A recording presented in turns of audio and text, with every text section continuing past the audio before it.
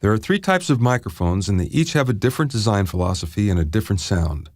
This means that sometimes one type of mic can work better than another in certain applications.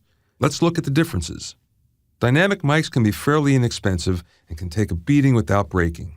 If you play live, you're most likely already familiar with an excellent dynamic microphone, the Shure SM58, which has been a sound reinforcement workhorse for 40 years.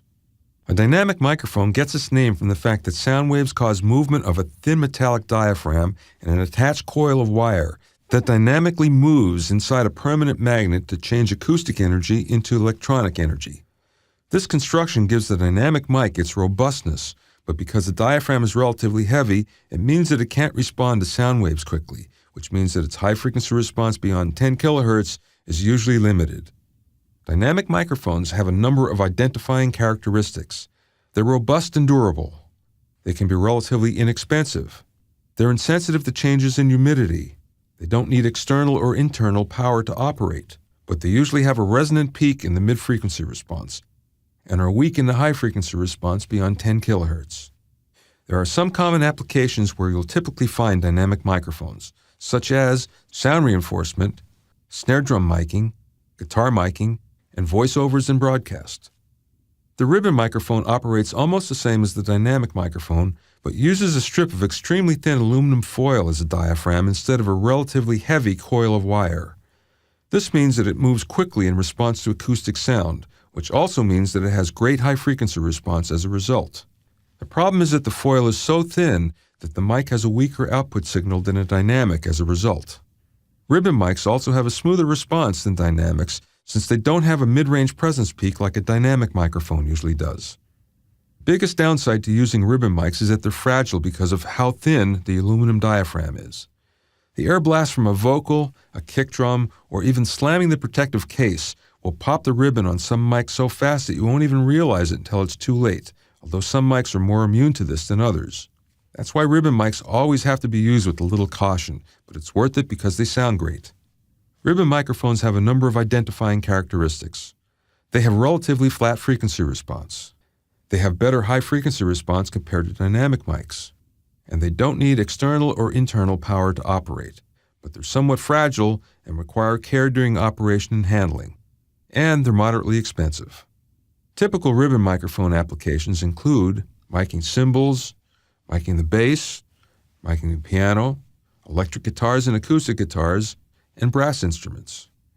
The condenser microphone works on the same principle as both dynamic and ribbon mics, but takes a different approach. All condensers use two electrically charged plates, one that can move, which acts as a diaphragm, and one that's fixed. Because the sound wave is varying an electric charge instead of moving a diaphragm through a magnet, it can respond faster and therefore have a better high-frequency response and the ability to capture sounds with very quick attack times, like drums and cymbals. Condenser mics come in what are known as small diaphragm and large diaphragm versions.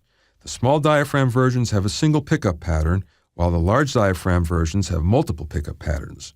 The small diaphragm versions also have a slightly lower frequency response, while the large diaphragm versions have a presence peak in the 8 to 12 kHz range, which makes them a favorite for vocalists.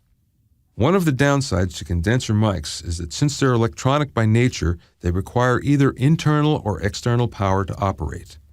The internal power usually comes from a battery.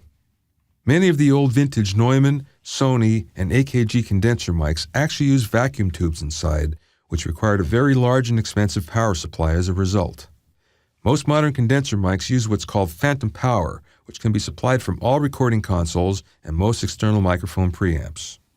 By the way, using phantom power with a ribbon mic is a sure way to destroy it. Make double sure that the phantom power switch is always in the off position when you use one.